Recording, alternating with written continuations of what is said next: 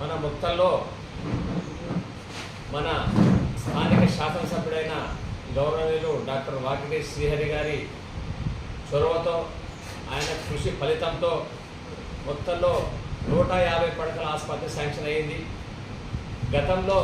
గత ప్రభుత్వం ఒక 3 ఎకరాల్లో అంటే అది సమానంగా దాన్ని చతురస్రాకారం చేస్తే 2.5 ఎకరాల భూమిలోనే వాళ్ళు ఆ రోజు శిలాఫలకం వేసి దాన్ని ప్రారంభం చేసి కేవలం శిలాఫలకం వరకే దాన్ని వదిలేస్తే దాని తర్వాత ఎన్నికల్లో మన శాసనసభ్యులు వాకిటి శ్రీహరి గారు గెలిచిన తర్వాత స్థానిక సమస్యలపైన పోరాడాలని మొట్టమొదటిసారిగా ఈ యొక్క 150 పడకల ఆసుపత్రిపైన ఆయన దృష్టి కేంద్రీకరించి అక్కడ ఏదైతే 3 ఎకరాల పొలం స్థలం ఉందో దాంట్లో ఏమాత్రం సరిపోతుందనేది అని చెప్పి ఆయన కృతనిశ్చయంతో మేమందరం ఒకసారి అక్కడికి వెళ్ళి చూసి దానికి ఇతర సైడు 10 ఎకరాల పొలం కావాలని చెప్పి దీన్ని గవర్నమెంట్లో ఎంతో కృషి చేసి ఆయన ఇరిగేషన్ ఈ యొక్క 10 ఎకరాల పొలం అనేది ఇరిగేషన్ వాళ్ళది.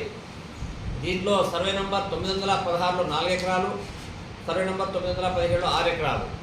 ఈ 10 ఎకరాలు తీసుకుంటేనే మనకు ఆసుపత్రికి అనువైన స్థలం ఉంటుంది. రేపు దీంట్లో అలాగే మనకు నర్సింగ్ కాలేజీ కూడా వస్తుంది. ఇంకా రకరకాలు ఎందుకంటే మనకు రాను ఇంకా ఎన్నో వస్తుంటాయి కాబట్టి మనం ఒకేసారి స్థలం సేకరించాలనే ఎమ్మెల్యే గారి యొక్క దూర దృష్టితో కాబట్టి దాన్ని తీసుకొని ఎంతో కృషి చేసి ఆయన దీన్ని ఈరోజు ఇరిగేషన్ శాఖ నుంచి మనకు హెల్త్ డిపార్ట్మెంట్కు గవర్నమెంట్ పరంగా జీవో తీసుకొని రావడం జరిగింది. ఇక్కడ జీవోలు కూడా మాకు అందరికి ఇవ్వడం జరిగింది. ఎందుకంటే చరిత్ర తెలుసుకుంటే మీరు కూడా విలేకరు మీకు కూడా తెలిసి ఉంటుంది. ఒక శాఖ నుంచి ఇంకో శాఖకు బదిలీ కావడం అనేది చాలా అరుదు ఉంటుంది. సుమారు 10 ఎకరాల పొలాన్ని అది ఇవ్వడం అంటే ఎవరు జరగదు.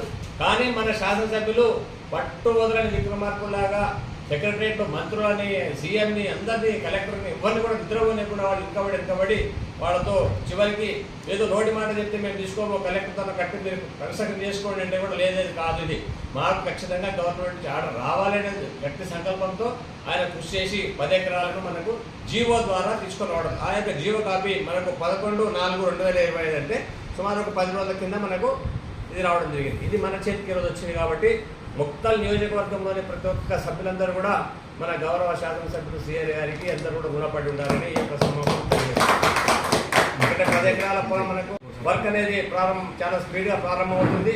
అతి త్వరలోనే మనం అందరం కూడా 150 పడకల ఆసుపత్రిని ప్రారంభించుకోవడానికి శాసనసభ్యులు కూడా కృత నిశ్చయంతో ఉన్నారు. దాని యొక్క పనులు కూడా వేగంగా జరుగుతాయని చెప్పి నేను తెలియజేసుకుంటున్నాను. అలాగే మన ఈ గవర్నమెంట్ హాస్పిటల్లో డయాలసిస్ కేంద్రం కూడా మన మంత్రివర్గం వచ్చినప్పుడు ఓపెనింగ్ తీసుకుపోయినారు. దాని యొక్క కార్యక్రమాలు కూడా చురుగ్గా సాగుతున్నవి.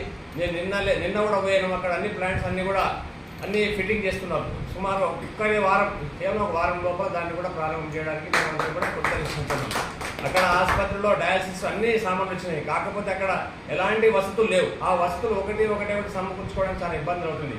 అక్కడ పాత కరెంటు సరిపోవడం లేదు. అక్కడ కొత్త ట్రాన్స్ఫార్మర్ కావాలన్నారు. ట్రాన్స్ఫార్మర్ కూడా కొత్తగా చేస్తున్నాం. అలాగే దానికి ఆర్ఓ ప్లాంట్ కావాలన్నారు. కొత్త ఆర్ఓ ప్లాంట్ తీసుకొని ఆర్ఓ ప్లాంట్ బిగించడం జరిగింది.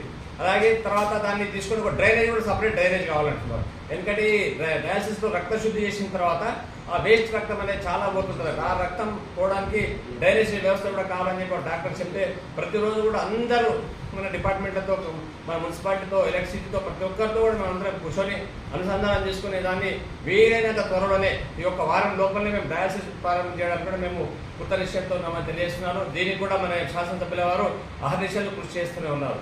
వారు ఏదైనా మాట ఇచ్చిందంటే ఆ మాట కోసము అహర్నిశలు రాత్రింబవళ్ళు దానికి ఇంకా బడి ఆ పనులు చేయిస్తున్నారు తప్ప ఏదో మాటల మీద కాలయాపన చేసే వారు కాదు మన శాసన